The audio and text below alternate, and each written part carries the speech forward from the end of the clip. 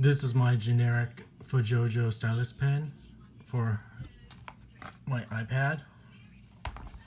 Recently someone asked me what they could do if their tip has worn off, and here I've taken off the tip.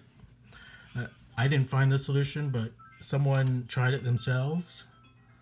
They used graphite from a pencil, I think. And so what I did was I used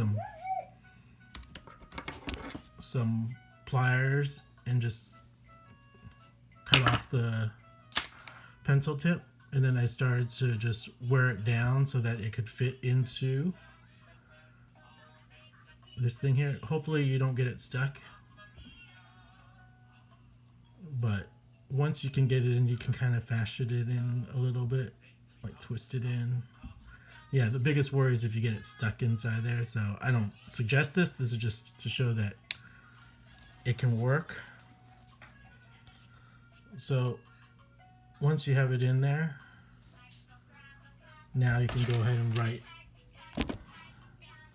on your thing. I'm going to turn this on, and you're going to see I got a bunch of pencil mark on there, but you can see it's writing with this. Just make sure it's not, also this part isn't too sharp so it doesn't scratch your iPad. So I don't know, this,